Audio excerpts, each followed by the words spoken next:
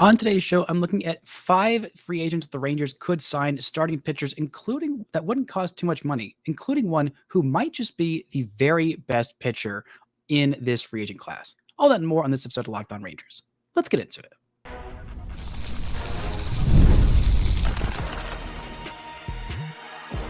You are Locked On Rangers, your daily Texas Rangers podcast, part of the Locked On Podcast Network, your team every day. You are locked onto the World Series champion Texas Rangers. I'm Bryce Patrick, a cripplingly addicted Texas Rangers fan covering this team for 11 seasons, including all 6 as the founder and host of this podcast. Thank you so much for making Locked On Rangers your first listen every single day. If you're not already, you can follow me on Twitter at Bryce Patrick. You can follow the show at Locked On Rangers. Hit subscribe on your favorite podcasting platform and on YouTube, where the best way you can help grow the show is to comment nearly any single thing below. Before we get into the 5 bargain bin shopping pitchers that the Rangers could sign this free agency, this episode is brought to you by PrizePicks. Download the app today and use code LOCKEDONMLB to win $50 instantly when you play your first $5 lineup. PrizePicks. Run your game. Now, on today's show, I've been going through this week a bunch of different starting pitchers that the Rangers could sign. On, I believe it was Tuesday's show, I went through 5 potential aces that the Rangers are looking to spend at the top of the market. On yesterday's show, I looked at 5 guys that were more middle of the pack, more, not that they're bad starting pitchers, but in terms of the money that they would cost, they were more, middle of the road, maybe middle of the rotation to upper parts of the rotation. But on today's show, I'm looking at 5 different starting pitchers that shouldn't cost all that much money, at least in terms of their salary. But there's a couple of these guys that have incredible upside. Let's start with the number 1 guy on this list, maybe the most sought after free agent this offseason outside of a certain Juan Soto. That is Roki Sasaki. Now, if you don't know who Roki Sasaki is, he is not a major league free agent. He has not even been posted yet. That's right. He is the next big thing coming out of Japan, a soon-to-be 23-year-old right-handed starting pitcher who has been downright phenomenal for the vast majority of his career in Japan. He is probably going to be posted at some point this offseason by his team at Chiba Lotte. I think the Marines is their team name, but he has been basically one of, if not the best pitchers in Japan for the last 3.5,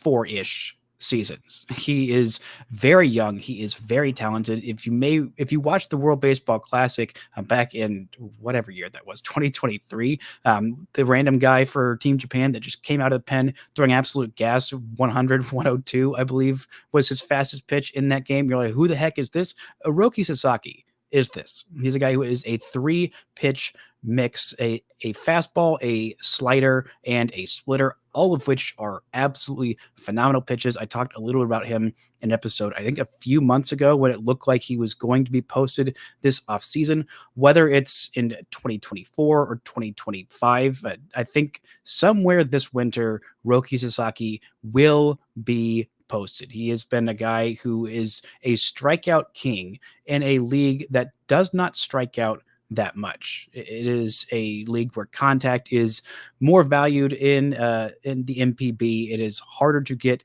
extreme strikeout rates, and I feel like this will illustrate my point of how darn good his swing and miss stuff is. Now, Yu Darvish, who I believe heading into this year, he was surpassed by Blake Snell recently, but heading into this season, Yu Darvish held the MLB career record for most strikeouts per 9 innings in his major league career. Has more strikeouts per 9 than even Nolan Ryan. Now, he's not going to get 5,000, but still, that kind of illustrates how great a strikeout pitcher Darvish has been in his MLB career.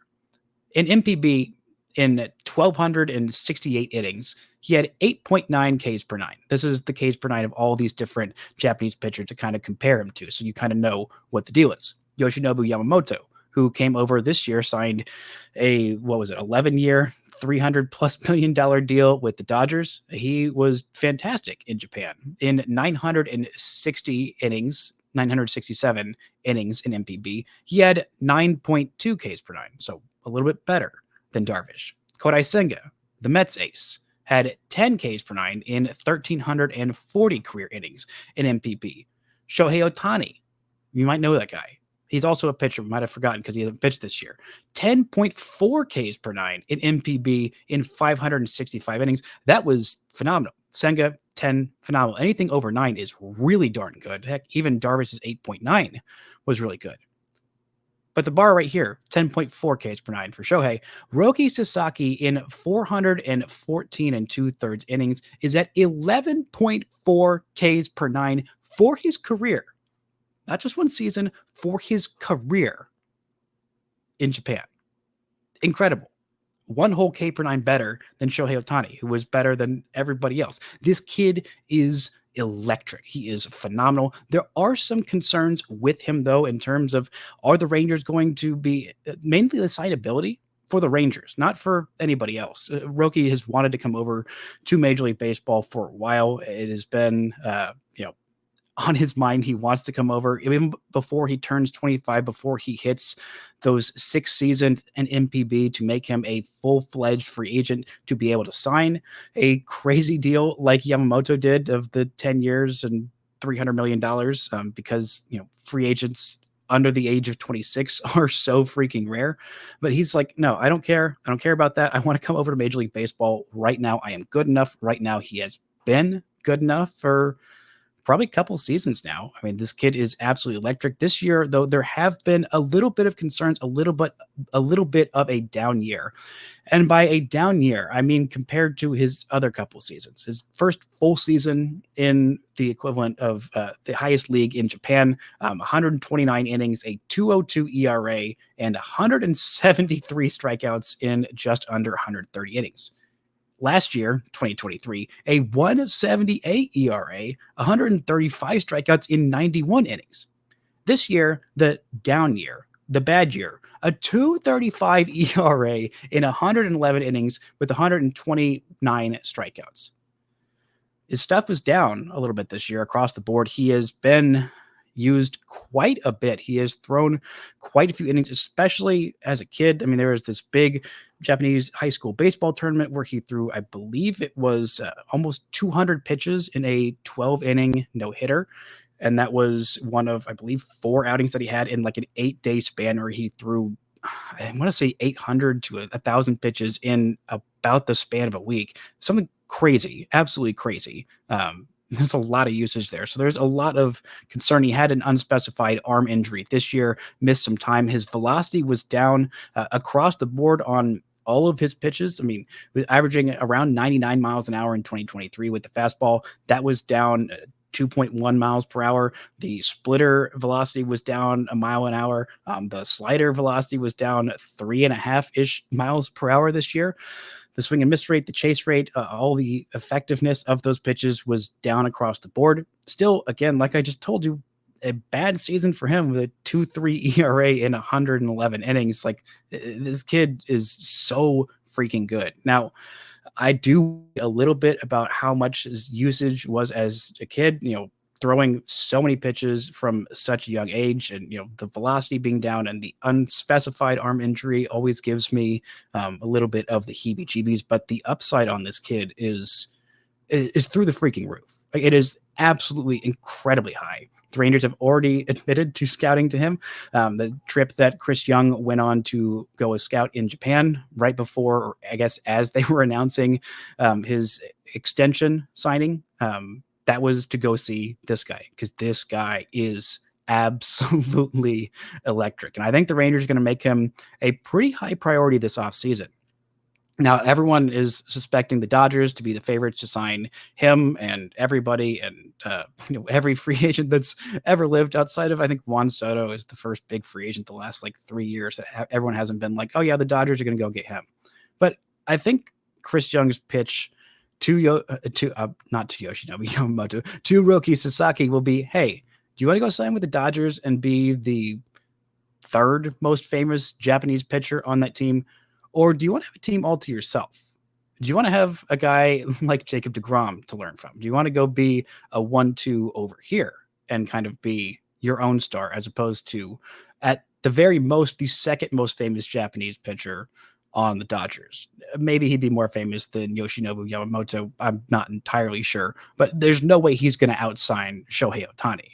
And I feel like maybe that might resonate with him. Maybe it might not. But I think if there's a team that's not the Dodgers that's going to sign this guy, hopefully it's the Rangers. The upside here is absolutely incredible. He should be, I'd say, the Rangers' number one priority this offseason. If the Rangers can find a way to sign him, can find a way to get the international bonus pool money to sign him, it's not going to be a very, very expensive contract. The record for a posting fee is $50 million. That was last year by Yoshinobu Yamamoto. I don't think that they're going to be, the posting fee is going to be that expensive because he's not a full-fledged free agent. So that should kind of limit how expensive the posting fee is. Just for reference, Shohei Ohtani's posting fee was around $20 million, maybe 20 to 30 million for that posting fee, and then a bonus of somewhere in the $5 to $7 million range in terms of the international free agent bonus. And then he's just going to be basically like a drafted or internationally signed player,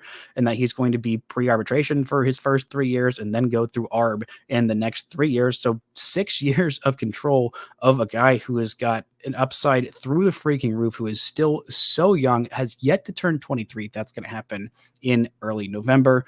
And again, even though there are some concerns that, maybe Tommy John is in his near future, which I feel you can say about any pitching prospect or guy who is a pitcher at all. But this guy, man, he is so freaking electric. And if the Rangers aren't wanting to go spend $180 million on Corbin Burns, spending however much money it takes to go get Roki Sasaki might be a much better investment. Coming up, we'll look at another guy who has had incredible upside, has had a few injuries over the years, but in his start last night, kind of showed me something that makes me think, okay, this guy might just be worth the risk.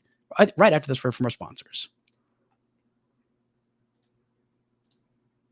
This show is brought to you by PrizePicks. PrizePicks is the best way to get in the action on sports in most states across the country, including California, Georgia, and Texas. All you do is pick more or less on 2 to 6 player stat projections and watch the winnings roll in. You can now win up to 100 times your money on PrizePicks with as little as 4 correct picks. PrizePicks, like I said, is the best way to get in on the action in sports in most states, and PrizePicks puts its members first, so all withdrawals are fast, safe, and secure. When my pick hits, I can get my money in as quick as 15 minutes. So download the app today and use code LOCKEDONMLB to get $50 instantly after you play your first $5 lineup. Download the PrizePicks app today and use code LOCKEDONMLB to get $50 instantly after you play your first $5 lineup. PrizePicks. Run your game.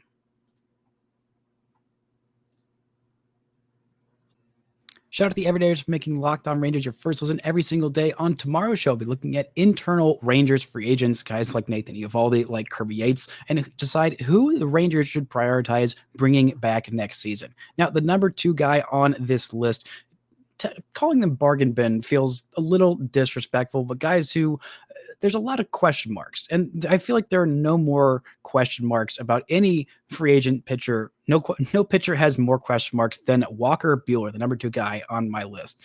He is heading into his age 30 season. He missed all of 2023 recovering from Tommy John surgery, pitched only 12 games in 2022, had an ERA north of 4 this year. Took him some time to come back, and when he came back, made 16 starts, 75 innings for the Dodgers, but an ERA north of 5, just looked not great for most of this season. The velocity was still back. The command was, taking some time to, fully get back. But I mean, the fastball wasn't great. The breaking balls weren't great. The off-speed stuff wasn't great. I mean, he still averaged 95 with the fastball. He wasn't getting barreled up too much, getting a decent ground ball rates, but wasn't getting strikeouts, wasn't getting, swing and miss, wasn't getting chase, and was just not super effective. But last night in the NLCS against that Mets lineup, he looked a lot like the guy we have seen in the past from 2018 to 2021.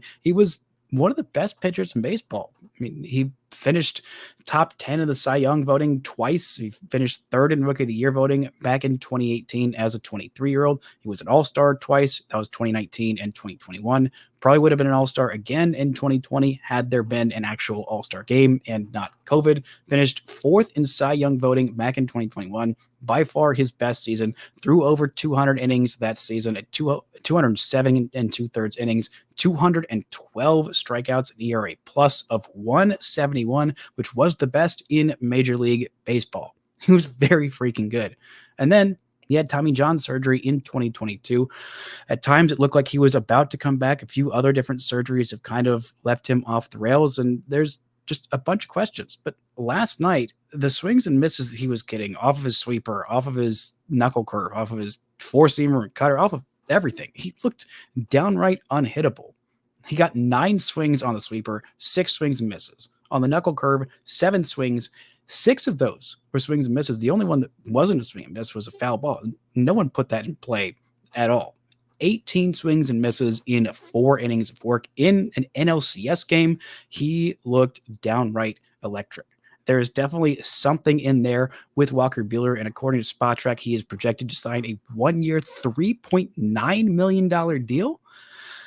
I don't know that it's going to be that low. I feel like somebody might take a chance on him, sign him to a 2-year kind of prove it deal. Whatever deal he signs will have to be a prove it deal. He's still just turned 30. He still has a lot of baseball left in his career. And again, he had a 4-year run where he was one of the best pitchers in baseball. Now, I feel like there's a decent chance the Dodgers will want to bring him back. I feel like they might be preoccupied with other potential signings. I feel like they will surely be in the mix for the Juan Soto signing. But of the guys in this free agent class, I mean, Sasaki, I think, definitely has the highest ceiling. I think that the next closest is probably, Snell. Maybe it's Corbin Burns, but Walker Buehler's ceiling is way, way up there. He's the whole big box of mysteries. He might end up being just kind of bad again next year. I don't think so. But usually it's the second full year after returning from TJ surgery that pitchers kind of find themselves. I think that could end up being the case for Walker Buehler if the Rangers want to be aggressive on him, give him a 1-and-1, an option, a 2-year contract, maybe $5-ish million a year. The second year, give him a player option. So you say, hey, if you come here and you dominate, then you can go hit the open market and, sign that big deal that everyone thought he was going to sign, when he eventually came up for free agency. Coming off of that 2021 season, you said, okay, this guy's going to be free agent in a few years, and he is going to be a very, very sought-after guy.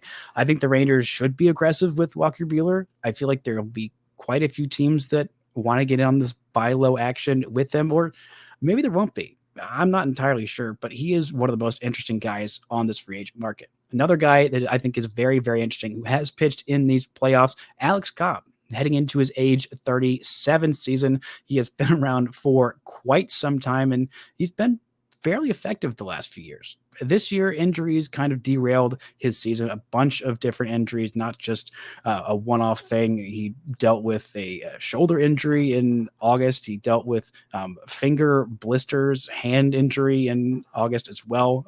Also dealt with a hip injury early on in the season. Didn't pitch all that much this season, but the 2 seasons before this year with San Francisco, he kind of turned his career a little bit around. Also the year before that with the Angels in 2021, had a sub-4 ERA each of the last 4 seasons, so 2021 through this year. This year in the regular season, only 3 starts, 16 in a third innings though, pitched pretty darn deep into those games of his, only, I guess, wait, hold on, my math is off. Averaging a little bit over 5 innings per start.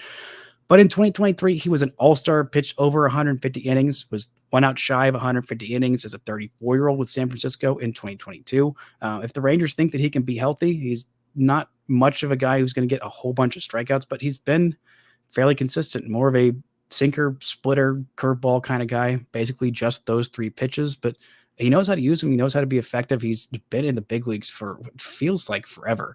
He's been since 2011, a 23-year-old back with Tampa Bay.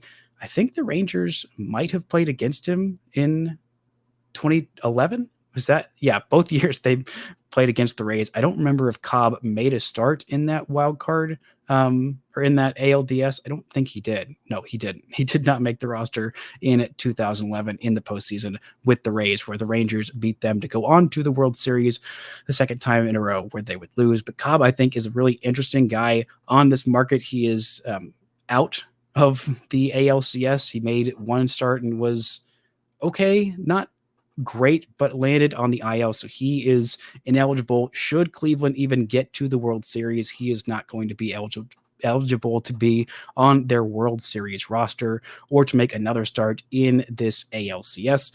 Decent season that was marred by injuries, but the 2 years before it, if the Rangers are believers that he can come back, be healthy, be a part of this rotation, he's projected to sign a 1-year, $12 million deal, which feels a little bit on the upper side of a guy who's going to be heading into his age 37 season, coming off of a year where he pitched 16 innings. But I think that he can bounce back if the Rangers are confident in the medical. I think this could be a very, very interesting guy for Texas to sign. Coming up, we've got 2 more guys, including a former Astro that I think would not only be kind of funny if the Rangers signed, but also might just be a great deal. We'll talk about that and more right after this word from our sponsors. This show is brought to you by Hims. Guys, sometimes intimate moments happen spontaneously, and we want to be ready so we can perform in the bedroom. Hims provides access to treatments that can help you stay hard and last longer, giving you that boost of confidence so you can be ready whenever the mood strikes. Hims is changing men's healthcare by providing you with access to affordable sexual health treatments from the comfort of your couch. The process is 100% online, so there's no need for uncomfortable doctor's visits. Just answer a series of questions on their site, and a medical provider will determine the right treatment option. If prescribed, your medication ships directly to you in discreet packaging for free. No insurance is needed, and one low price covers everything from treatments to ongoing care. With hundreds of thousands of trusted subscribers, Hims can help you find the ED option that works for you. Start your free online visit today at hims.com/lockedon. That's HIMS.com/lockedon for your personalized ED treatment options. hims.com/lockedon. The products mentioned are chewable, compounded products which are not approved by or verified for safety or effectiveness by the FDA. Prescriptions require an online consultation with healthcare provider who will determine if appropriate. Restrictions apply.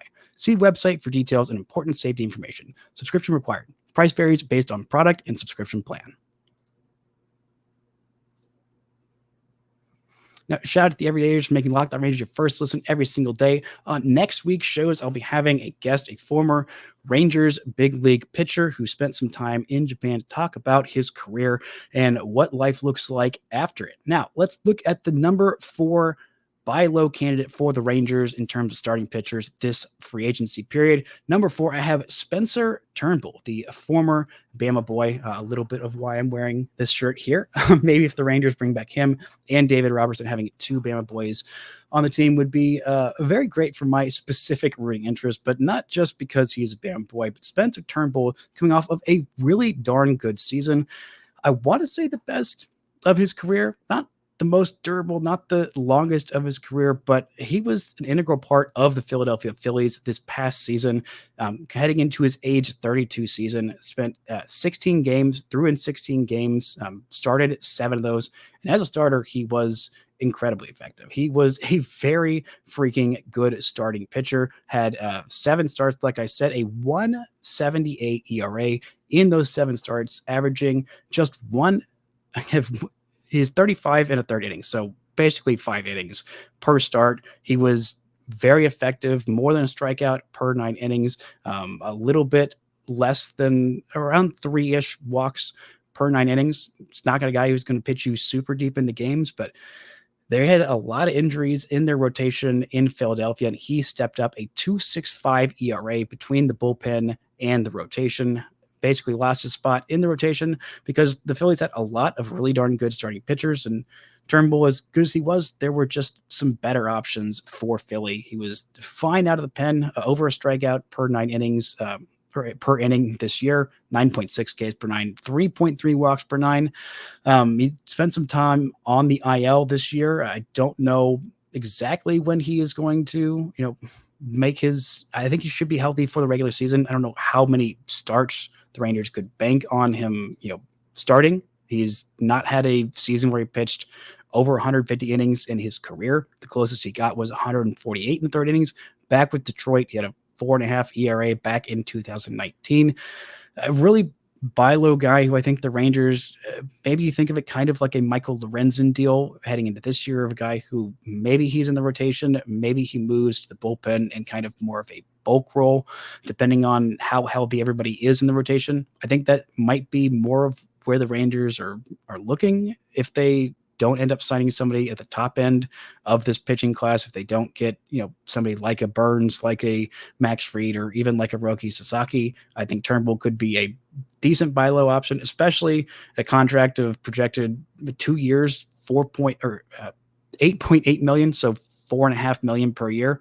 I think that's perfectly reasonable for a guy like Spencer Turnbull, and someone I think the Rangers should at least kick the tires on. Probably not their top option. If he's one of 2 starting pitchers the Rangers sign, I think that could be a really good deal for Texas. But the last guy on this list, former Astro for 10 whole starts, none of them in the playoffs, Yusei Kikuchi. Heading into his age 34 season, Kikuchi was kind of a tale of 2 seasons, basically, from before he was traded to Houston and then after. With Toronto, he was a below average starting pitcher. I mean, to maybe average. I mean, an 85 ERA plus, so 15% worse than league average, of 4.75 ERA in 22 starts with Toronto. And then he went to Houston, and whatever they did, whether it was tweaking his pitches a little bit, tweaking the pitch mix a little bit, they threw a little bit more of that slider. He was honestly fantastic with Houston. Seemed like a huge overpay for a rental pitcher. I'm hoping that it does turn into a huge overpay and that the Astros brought him in for 10 starts and none of those were in the playoffs, and they were eliminated in 2 games by the freaking Tigers. Didn't win a single game at home in the playoffs. Ugh, what a shocker. Never seen that before, of Houston being bad at home in the playoffs. But 10 starts, a 60 innings, a 2.70 ERA, and 11.4 Ks per 9. Last year, he pitched in 175 and 2/3 innings, 206 strikeouts. This has been a guy that has been reliable, getting more than a strikeout per inning basically every year since his rookie season back in Seattle. He's been an all-star previously in his career with Seattle, a great first half in 2021, but a terrible second half. But he's been consistent in terms of being healthy. 32 starts this past year, 32 starts the year before that, 32 outings, 20 of those were starts in 2022. That's because he was having just a not good season, so he got relegated from the rotation. And then 29 starts in 2021, the 32 starts the year before, or 2 years before that in 2019. So basically every year he's been healthy for the full season. He has put on a pretty heavy workload, and he's been middle of the rotation to very good at times. He's projected to sign a 1-year, $14.9 million deal. I think it might be more in the kind of 2 years, $30 million range, maybe $25 million. The comparable contracts that are listed on Spot Track are Jose Quintana, who signed 2 years, $13 million a year, Sean Manaea, who signed 2 years, $14 million a year, and then Michael Wacha, 2 years, $16 million a year. So maybe he might just sign a $15 million deal for 1 year. And if he's anywhere close to the guy that he was with Houston, if they can talk to him about like, hey, what were you doing in Houston? Just go do that. Go be that pitcher for a full season. That is an all-star caliber pitcher. That is a really darn good pitcher. And if it's 1 year, $15 million for a guy who has been healthy and durable, and at the very worst is gonna make 30 starts if you put him in your rotation and has that upside of an all-star, I think that is something the Rangers could and should definitely look into. Plus, it'd be really, really funny if the Astros traded all that prospect capital just to not sign Kikuchi back, and then he signs with the Rangers and looks like an all-star. That would be just chef's kiss in terms of my own pettiness. But as an overall of these last 15 starting pitchers that I've talked about this week, obviously, Roki Sasaki is one of the guys who I think should be the Rangers' top priority if they're signing anybody. If they're putting their efforts all in on anybody, I think Sasaki should be at the top end of that list. In terms of what the Rangers need, they're going to need a lot of bullpen help. I kind of would like them to add a bat because I don't know how confident I feel about this offense bouncing back, everybody bouncing back. I mean, I'm hoping that Evan Carter comes back and is healthy and it's good and looks like the potential superstar of the future that he can be. I think Wyatt Langford is going to be excellent next year. I don't know how much I trusted Adolis Garcia to bounce back. It seems like we're starting to see an offensive decline from Marcus Semien. I'm hoping that Josh Young can come back and look like the all-star he was in 2023. But if the Rangers are going to spend top money on anybody, the usually the most sure guys that you want to spend on are the super duper star position players. So of this group of free agents, I think that's basically just Juan Soto, or the top end aces in free agency, like your Jacob deGroms, like your, well, Nathan Eovaldi is an ace, but not a top tier ace, but like a Corbin Burns, like a Blake Snell or Max Fried. In terms of how many starting pitchers the Rangers sign, honestly, my preference would probably be to just bring back Eovaldi. Maybe if you want to play at the top end of the market and go get one of those aces I talked about on Tuesday's show, or you want to, try and take a couple of swings, try and get a Roki Sasaki and somebody in this kind of, risky, but could be worth the risk guys like a Turnbull, like a Buehler, like an Alex Cobb. Maybe that's the way the Rangers want to go for it. Or maybe they want to go with a mid-tier guy and also one of these guys. Because if the Rangers just sign one of these guys that I talked about today, maybe Kikuchi would be worth it as the one starting pitcher you add. I know that Roki Sasaki, if that's the one starting pitcher you add, I'd feel pretty good about that in terms of his innings limit and things like that, and how he slots in. I mean, I talked about the Rangers need one more guy who you feel confident can make a start in the postseason. Ideally, maybe two. Maybe that's being a little bit greedy, but the Rangers have some options. I think they're going to be aggressive in this free agent period. And, if you want to take a swing at Walker Buehler and a Roki Sasaki, if those are the two pitchers you get, and then in free agency you go sign a DH, maybe you get JD Martinez, maybe you go look at an Anthony Santander. I think that might be a little bit too expensive and not quite worth the money, as good as Santander has been the last few years. But of these guys, I think the three that I'm most intrigued in, the three that I would most like the Rangers to prioritize, Roki Sasaki. I think that Jack Flaherty could be a good priority in that mid tier. And man, it's hard for me to not pick Max Fried, just having an elite lefty at the top end of your rotation, a guy who has been consistent and been durable over the course of most of his big league career. But man, I feel like I'm probably going to have another episode dedicated solely to Roki Sasaki and why I'm just so freaking hyped up and hoping that he can be convinced not only to be posted, but also to sign in Texas.